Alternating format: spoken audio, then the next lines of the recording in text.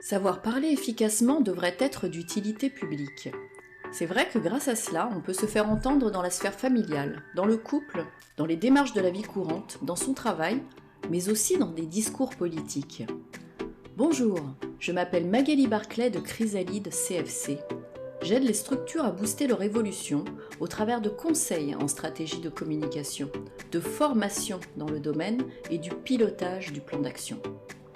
Bienvenue dans le podcast Parler et être écouté. Je vous propose un voyage hebdomadaire pendant lequel nous recevrons des spécialistes du domaine. Nous échangerons sur des sujets pour éveiller les consciences sur le lien notamment entre une prise de parole efficace et le développement personnel. Vous êtes prêts ? Allons-y, c'est parti !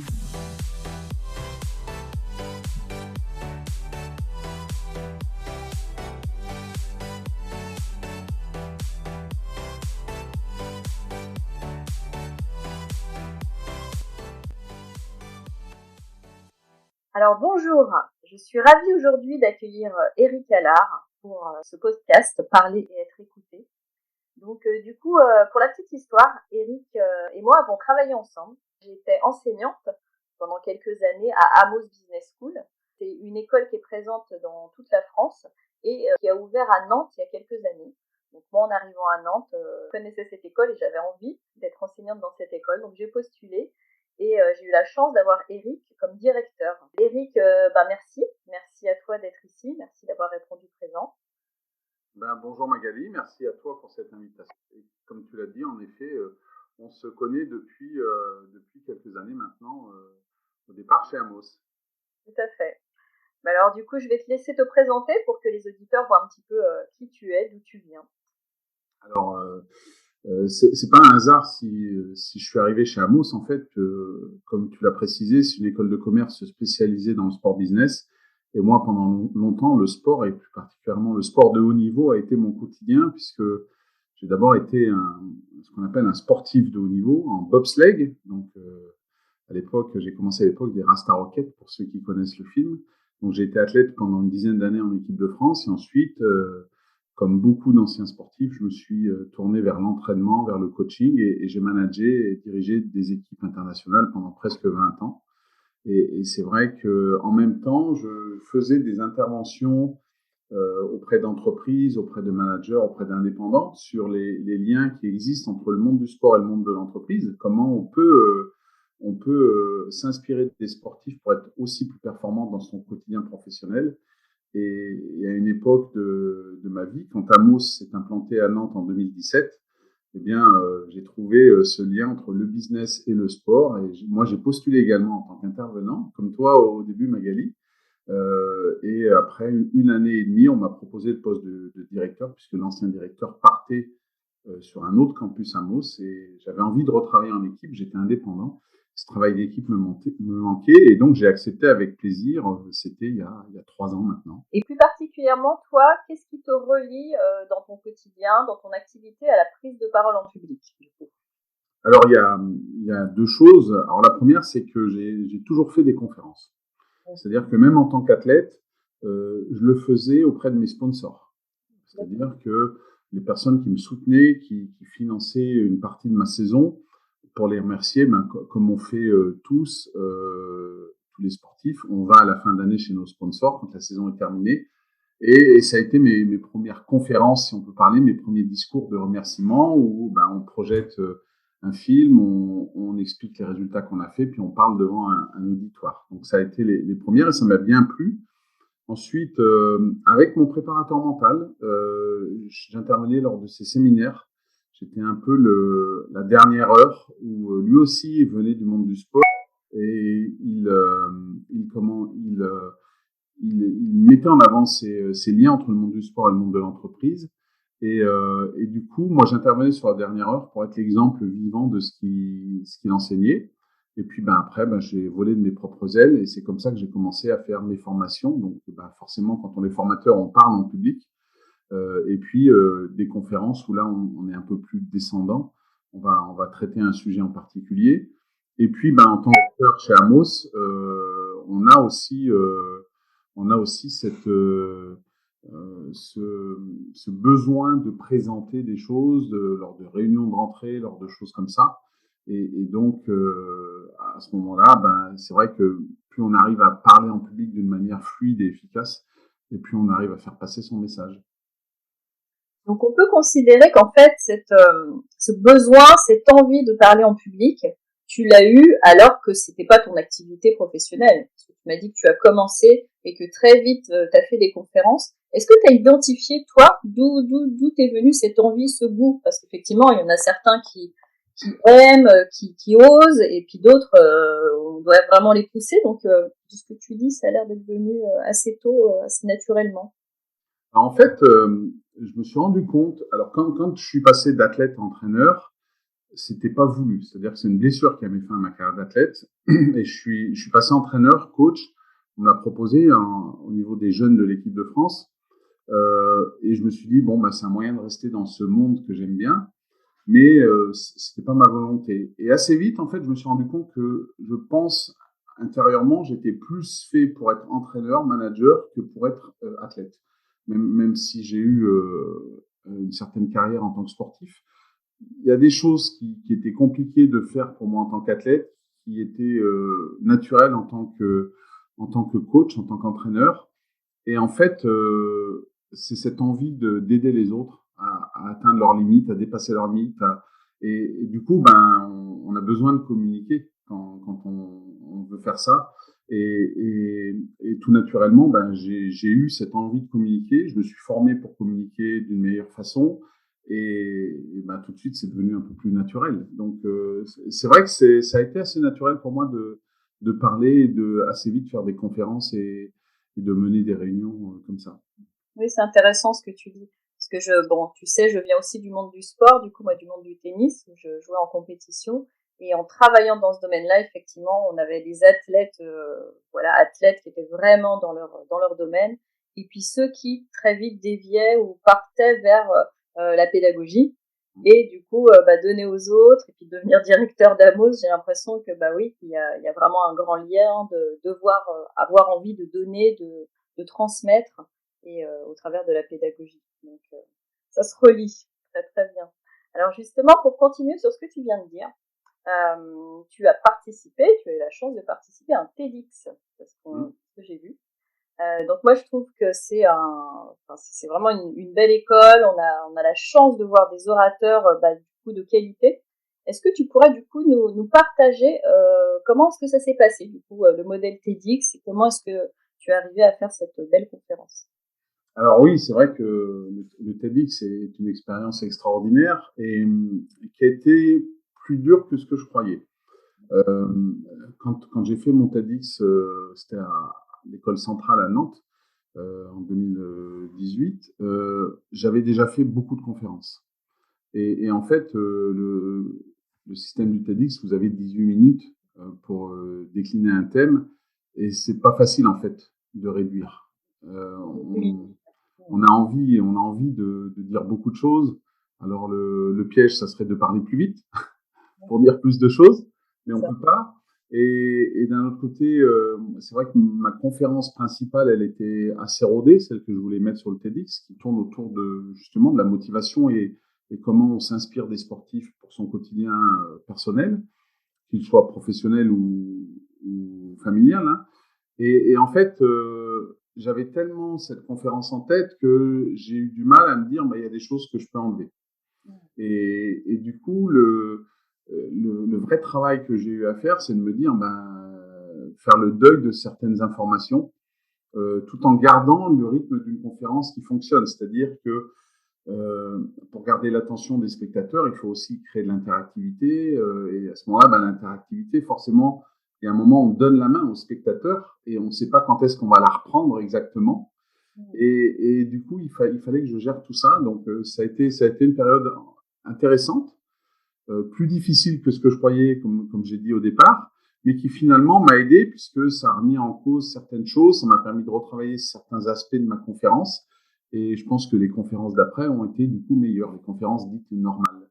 D'accord, c'est intéressant ce que tu dis, parce qu'effectivement, Le format TEDx, pour expliquer un petit peu aux auditeurs, c'est un monsieur qui s'appelle Ted qui a mis en place ce système et c'est assez normé. Hein. Il y a une licence à acheter pour ceux qui veulent lancer un TEDx et ils invitent des personnes sur une thématique à traiter de cette thématique avec le format que tu as dit.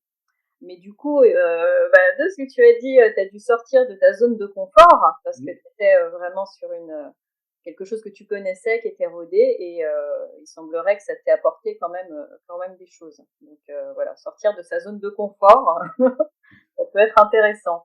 Comment est-ce que tu as été préparé à ce TEDx? Parce que comme je sais qu'il y a un cahier des charges assez précis, je crois qu'il vous coach, Qu'est-ce que tu as suivi comme entraînement de sportif de haut niveau de la prise de parole?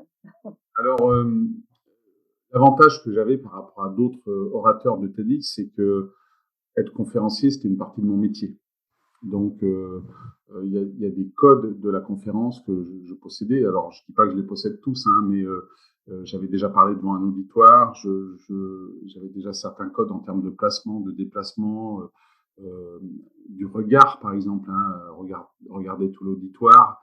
Donc, ça, j'étais assez familier de ça. Donc, c'est tout un pan de l'accompagnement que le TEDx propose d'habitude, dont j'ai pas forcément eu besoin. Il faut savoir que le TEDx central que j'ai fait, c'est une association d'étudiants qui a pris donc cette licence TEDx. Et eux aussi, en fait, chaque année, ils changent et eux aussi, ils sont en découverte de l'organisation de leur TEDx.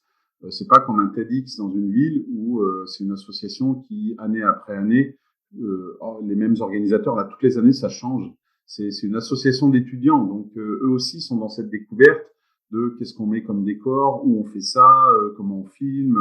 Donc voilà, c'était un échange qui était très intéressant parce que dans la discussion, j'étais entre guillemets le seul conférencier vraiment professionnel et du coup, ils m'ont posé eux aussi beaucoup de questions. Donc, c'était moi ce que j'ai découvert du TEDx, c'est vraiment ce format. Ils m'ont dit on doit le respecter, c'est 18 minutes, c'est comme ça, c'est comme ça, c'est comme ça. Et voilà. Sinon, le gros travail que j'ai eu à faire pour ce TEDx, il a été plus sur moi-même, comme j'expliquais auparavant, sur ce nouveau format de 18 minutes que je connaissais pas. D'accord. Bon, super. Alors, au travers de ce TEDx, mais de toutes les autres conférences que tu fais, puisque effectivement, tu en as pas mal qui sont rodées, tu en as 3 principales de ce que j'ai vu. De toute façon, je mettrai le lien vers ton site internet. Est-ce que tu pourrais nous livrer comment est-ce que tu fais pour que dès le début, les personnes puissent être captivées, je dirais même, et avoir envie d'écouter la suite de ta conférence? Alors, j'ai quelque part de la chance, c'est que je parle de bobsleigh et que le bobsleigh intrigue. Et donc, c'est pas commun. Généralement, les conférences, vous êtes capté soit parce que l'intervenant est très connu, et à ce moment-là, c'est sa notoriété qui fait qu'il n'a pas besoin de capter l'attention, parce qu'on est content de venir le voir, soit parce qu'il y a quelque chose un petit peu d'extraordinaire. Et c'est vrai que le bobsleigh, en un sens, le sport n'est pas commun. Le sport n'est pas commun. Et alors même si aujourd'hui j'ai un peu plus de mal parce que le public se rajeunit et ils n'ont pas tous vu Rasta Rocket, mais c'est vrai que ça aide. Je commence ma conférence par des images de bobsleigh, ça bouge, ça va vite.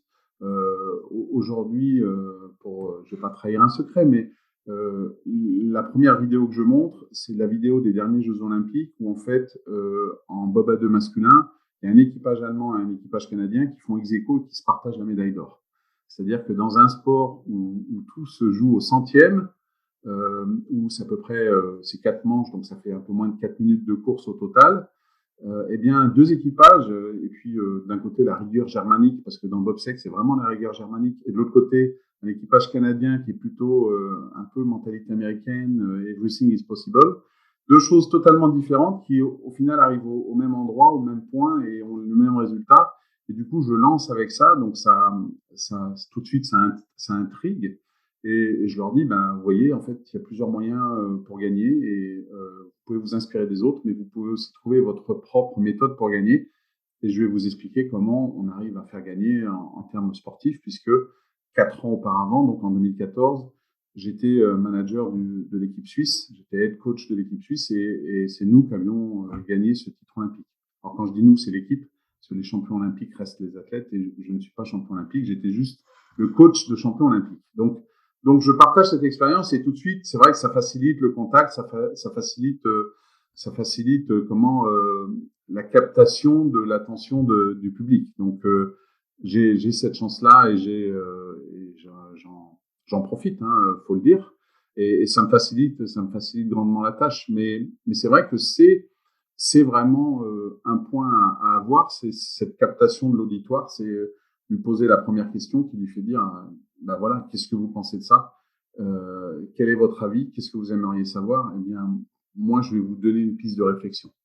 D'accord, ok. Donc effectivement, dans les différentes techniques d'accroche, toi, tu utilises déjà, je trouve, un petit peu, on dirait, la déstabilisation, parce que c'est vrai que, alors, c'est un sport qui a été connu par Rasta Rocket, mais qui est pas si connu que ça, en fait. Hein. Voilà, on parle de tennis, de foot, de bobsleigh ici. Enfin, moi, j'en ai jamais vu en vrai.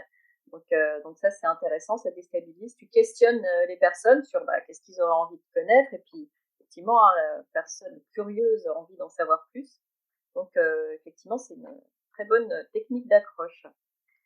Après, ce qui est important aussi, Magali, c'est je parle de mon expérience, mais je peux pas me mettre à la place de ceux qui écoutent mes conférences. C'est-à-dire qu'on a tous notre écosystème. Alors, j'ai fait des conférences pour des indépendants, j'ai fait des conférences pour des PME, des moyennes entreprises, des grands groupes. Aujourd'hui, dans le discours que je donne, que je mets en avant, ce qu'il faut, c'est que chacun se l'approprie en fait par rapport à sa propre histoire. Jamais dans mes conférences, même si je parle de moi et je parle de mon expérience, je dis faites comme moi, quoi. Parce que moi j'ai entraîné le Canada, j'ai entraîné la France, j'ai entraîné la Corée du Sud et ou la Suisse, et on peut pas faire un copier-coller d'une méthode. La méthode qui a marché avec les Suisses pour être champion olympique en 2014, eh bien, elle ne marchera pas forcément avec les Coréens en 2018 ou avec les Français. Il y a des points communs, mais on peut pas faire exactement la même chose. Donc, c'est exactement pareil pour les auditeurs. Ils vont pas tous recevoir la même chose. Quand je parle, je dis la même chose à tout le monde, mais il y en a qui vont entendre quelque chose et d'autres qui vont entendre d'autres choses parce que on a tous nos filtres personnels. Et en fait, ce qui est intéressant, c'est de la manière dont ils vont s'approprier ce que je dis. Et puis par rapport à leur propre expérience de vie, il y en a qui arrivent toujours à définir des bons objectifs, il y en a qui n'ont jamais réussi. Donc, dans la partie de ma conférence qui parle des objectifs, il y en a qui vont rien apprendre et d'autres qui vont apprendre beaucoup de choses. Il y en a qui vont apprendre des choses quand je parle de la notion d'équipe, quand je parle des résultats, des plans d'action, etc. Donc, le but de ma conférence, c'est pas de dire je sais, faites comme moi, parce que ça marche pas, c'est tout simplement. Mais c'est voilà, je vous donne une piste de réflexion, je vous donne un axe, comment vous l'appropriez et qu'est-ce que ça change pour vous demain à votre manière. En fait. Et ça aussi, ça permet de capter l'attention. Ils sont pas là pour voir un film de Eric Allard qui raconte sa vie de bobeur. Ils sont là pour que je leur dise, voilà, dans telle situation, voilà comment j'ai réagi. Et puis ils vont peut-être se dire, oui, moi j'aurais réagi de la même manière. Voilà ce que ça m'a apporté. Voilà où je me suis planté, où j'ai réussi, comment j'ai fait. Et puis que ça les fasse réfléchir. Et comme tu le disais tout à l'heure, peut-être sortir de leur zone de confort le lendemain pour essayer de s'améliorer. C'est très intéressant ce que tu dis et ça va rejoindre aussi ce que je vais présenter dans ce podcast. Tu sais, je t'ai dit qu'en fait, j'allais interviewer des personnes sur des pans un petit peu différents de la prise de parole. Donc là, on est sur le discours. Et notamment quand tu dis les personnes en face vont y prendre ce qu'elles ont à y prendre, vont comprendre ce qu'elles, et aussi selon leur personnalité. Donc c'est vrai qu'une personne va comprendre, mettre en place les choses d'une autre façon, d'une autre couleur. Est-ce que dans ton discours, quand tu l'écris, tu te dis, il faut que les mots que j'utilise parlent un petit peu à tout le monde, ou est-ce que tu dis, moi je présente les choses et effectivement, ce sera adapté à certains ou pas à d'autres. Comment est-ce que tu t'y prends pour les mots que tu utilises dans ton discours? Alors, les mots sont importants et j'essaye de parler à tout le monde. Quand on est en face à face, on s'adapte à la personne en face d'elle, dans le langage, dans le positionnement, la posture, etc. Ça sont des techniques de coaching. Mais là, j'essaye de parler à tout le monde pour que chacun puisse trouver quelque chose. Et c'est vrai que tous les mots sont importants. Tous les mots, toutes les images. Il y a un moment, je parlais je parle d'échec, hein, et à un moment, j'avais une illustration sur ma présentation où en fait, j'avais comme une route. C'est des illustrations qu'on voit assez fréquemment, une route avec des points de passage. Et en fait, à un moment, j'avais un point de passage, forcément, c'était l'échec. À un moment, je me suis dit, on peut associer cette sortie de route à un accident. Et si en face de moi, j'ai quelqu'un qui a eu un accident de voiture, eh bien, ça peut le déconnecter de la conférence et ça peut lui rappeler un mauvais souvenir. Et du coup, j'ai pas envie de ça. J'ai pas envie de ça. Alors, d'une part, parce que ça veut dire que tout ce que je vais dire après, il va plus l'entendre, mais même pour lui, j'ai pas envie qu'il sorte de là en disant, ça m'a rappelé mon accident, ça m'a rappelé tout ça. Donc, dans le choix, c'est très important. Et après, si je mets une chute de bobsleigh, déjà, je pense que je vais toucher beaucoup moins de personnes. Et après, j'explique que cette chute-là, c'est une chute qui est classique en bobsleigh, comme une chute en patinage artistique, et que les personnes qui ont chuté n'ont pas été blessées. Donc, tout ça, c'est important. Souvent, on généralise aussi. Tout le monde a fait ça. Tout le monde, on l'a vu. On sort pas encore, mais on est dans une crise et on a tous reçu des mails, je pense. Alors, je dis tous, je devrais pas, mais la plupart d'entre nous, on a reçu des mails qui disent en cette période difficile, des mails qui commencent comme ça. Pour certains, cette période, elle n'est pas difficile. Il y a des gens qui ont su profiter de la crise pour développer leur business et tout ça. Et il y en a pour qui ça a été très dur. Hein. On va parler qu'en termes professionnels, même s'il y a eu des décès, tout ça. Pour certains, c'était très dur, mais pour certains, ça a été au contraire une opportunité, cette crise. Donc, on peut pas commencer un email en disant en cette période difficile pour tout le monde, parce que c'est pas vrai. Et donc, quand on construit son discours, sa conférence, il faut faire attention à ça, pour à la fois que votre message soit impactant pour le plus grand nombre, ce qui est le but d'une conférence. Hein, et le but d'une conférence est différent d'un coaching, qu'il soit individuel ou en petite équipe. Là, c'est pour essayer de toucher le plus de monde possible. Donc, choisir ses mots et puis aussi pour que les réactions en face elles soient plutôt positives. Donc, c'est très, très important, c'est sûr. Oui, c'est très intéressant ce que tu dis, effectivement, de cette fameuse phrase, comme tu dis, qu'on a tous vue et que moi, lors du premier confinement, je me disais, mais moi, je suis dans ma grotte, j'arrive à vraiment rattraper plein de choses. Et moi, il y a un moment où j'étais vraiment, au contraire, très bien. Mais on en reparlera au niveau des personnalités. Vraiment, ça dépend des personnalités. C'est ça. C'est intéressant tout ce que tu dis au niveau développement personnel, de se rendre compte de comment on fonctionne, comment fonctionnent les autres et que tout le monde ne fonctionne pas pareil. Donc, je te rejoins tout à fait, Eric. Alors du coup, écoute, on a déjà bien parlé de pas mal de points de la prise de parole.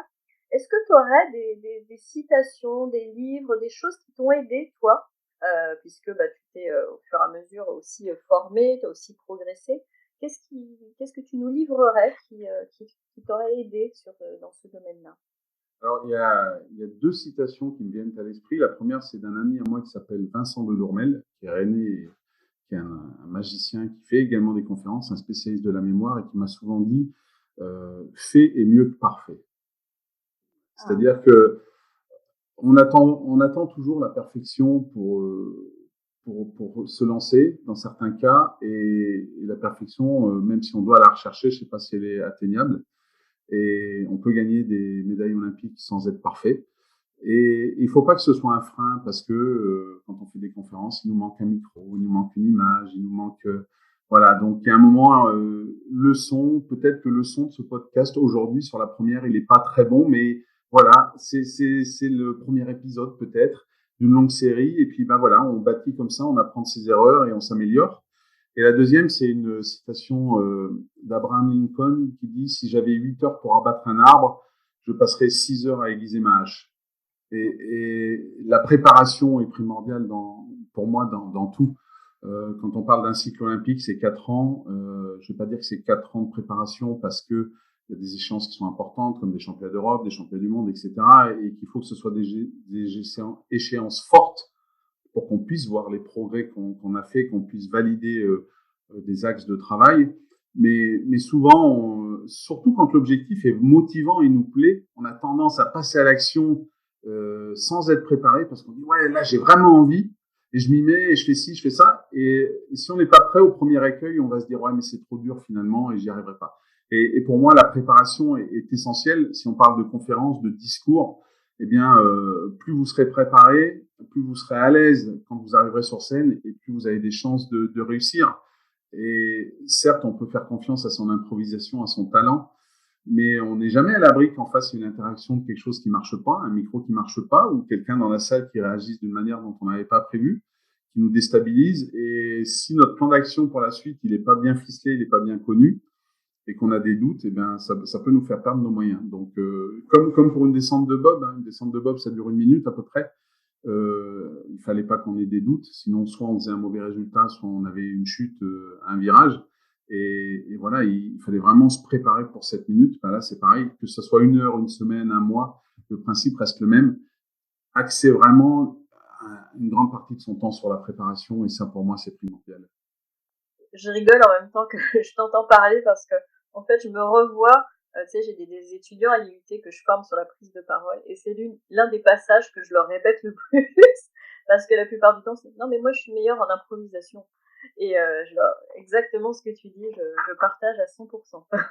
Et pour être tout à fait complet, c'est de se préparer et de s'entraîner au final dans les conditions le plus proches du réel. C'est-à-dire que en bobsleigh, on va se rapprocher le plus des conditions de la compétition.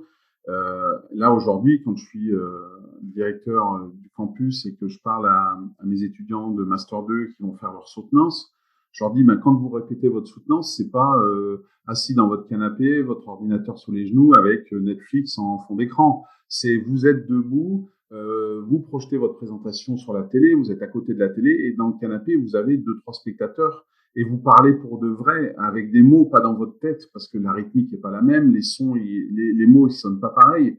Et vous devez vous entraîner de la même manière que vous allez être jugé à la soutenance. Parce que sinon, dans votre tête, vous allez peut-être mettre 15 minutes et vous allez dire, je suis large. Et puis finalement, en vrai, quand vous parlez avec les silences, avec le verbal, le non-verbal, ça va peut-être être 25 minutes et c'est trop long. Donc voilà, c'est cette préparation et plus on se rapproche de l'échéance, plus être dans la répétition au plus proche de l'état dans lequel vous allez être jugé en fait. Est-ce que je rebondis sur ce que tu dis avec l'avancée des neurosciences qui nous dit en plus que le cerveau humain ne fait pas la différence entre la réalité et ce qu'on prépare, en préparation mentale, ce qu'on imagine dans sa tête. Donc quand des étudiants font ce que tu dis, ils enregistrent dans leur cerveau la réalité de ce qui va se passer et le cerveau ne fera pas la différence. Donc sur place, ils seront prêts. Et ça, je trouve ça génial et plein d'optimisme parce que on n'a pas besoin de beaucoup pour vraiment bien se préparer. C'est vrai que les connexions neuronales sont les mêmes. Et c'est pour ça que nous, en bobsleigh, par exemple, généralement, on fait 2-3 manches par jour, mais dans la tête, on l'a fait 50 fois. Vous voyez les sportifs qui répètent leurs gestes avant de l'exécuter, c'est exactement la même chose. Et moi, des descentes en bob, on en fait à peu près 300 par an, vraiment, mais j'en fais 10 000 dans ma tête. Et ce qui fait qu'aujourd'hui, plus de 20 ans après ma carrière, je ferme les yeux et je pense à la piste de La Plagne, la piste des Jeux de 92, et je la vois parfaitement parce que dans ma tête, je l'ai peut-être fait 10 000 fois. Et donc, ça a fixé des choses et j'ai même des sensations de bruit, de pression, de vitesse. À tel virage, je sais que je vais avoir ça comme sensation et je le ressens physiquement. Et donc, ça veut dire que ça, vous pouvez le transposer demain pour faire une présentation à un board, pour faire une présentation de rentrée à des élèves, ou si vous êtes dans un zénith et que vous devez faire une conférence pour une convention. Et vous imaginez rentrer sur scène, vous imaginez tenir le micro, porter votre regard de droite à gauche, respirer, prendre une pause, etc. Et ça veut dire que le jour où vous le ferez en vrai, même si c'est la première fois, eh bien, vous aurez déjà des réflexes, vous aurez déjà des points de repère et ça vous permettra d'être beaucoup plus efficace. Merci Eric. Je trouve ce parallèle entre ton vécu de sportif de haut niveau et la prise de parole au final juste pertinent. Peut-être il y a énormément de liens entre le sport, je trouve, sport de haut niveau et beaucoup d'activités, le management notamment. Et là, la prise de parole, en fait, la préparation, tout ça, il y a vraiment énormément de liens. Merci à toi. Mot de la fin pour toi, est-ce que tu aurais une petite phrase, une petite promo, des choses dont tu voudrais parler peut-être de ton actualité? Non, écoutez, vous voyez, l'année démarre bientôt. Qu'est-ce que vous allez préparer? Et puis, lancez-vous et Si aujourd'hui vous n'avez pas les capacités pour atteindre votre rêve, eh ben faites en sorte de les développer en vous faisant aider, en vous faisant accompagner, en échangeant. Et puis voilà, on est dans une période qui n'est pas habituelle, on va dire. Hein. Je veux pas dire difficile parce que, comme je l'ai dit tout à l'heure, elle n'est pas difficile pour tout le monde. Elle n'est pas habituelle. Eh bien, ça veut dire que demain, si on retrouve une situation qui était plus semblable à ce qui était avant le Covid, eh bien, on aura une expérience supplémentaire. Qu'est-ce qu'on va en faire pour progresser, pour aller au bout de nos rêves? J'ai des amis, moi, ce repos forcé à un moment de notre vie leur a permis de faire un point sur leur vie et de changer complètement. Et aujourd'hui, ils sont plus heureux qu'avant. Voilà, vivez vos rêves, allez au bout. Il y a plein de choses qui sont possibles à tous les niveaux, hein, pas que pour être sportif de haut niveau ou conférencier, hein, mais voilà, profitez de ces moments pour prendre le temps de vous remettre en cause, de sortir de votre zone de confort. On en a parlé. Et puis, comme toi, et puis je te souhaite un bon développement de ton podcast que j'écouterai avec grand intérêt. Et puis, voilà, tu en es l'exemple parfait de ça. Merci Eric, merci à toi. Bon, écoute, moi j'ai passé un excellent moment en ta compagnie. Et puis, voilà, on le rappelle, c'est le première interview du podcast. J'espère qu'il y en aura plein d'autres et que vous apprécierez. Et je te dis plein de bonnes choses. Mais en tout cas, à très bientôt. En tout cas. Merci pour cette invitation et merci à tous les auditeurs pour cette écoute. À bientôt. Au revoir. À bientôt. Parler et être écouté. Le podcast qui dévoile les clés d'une parole écoutée et pas qu'entendue.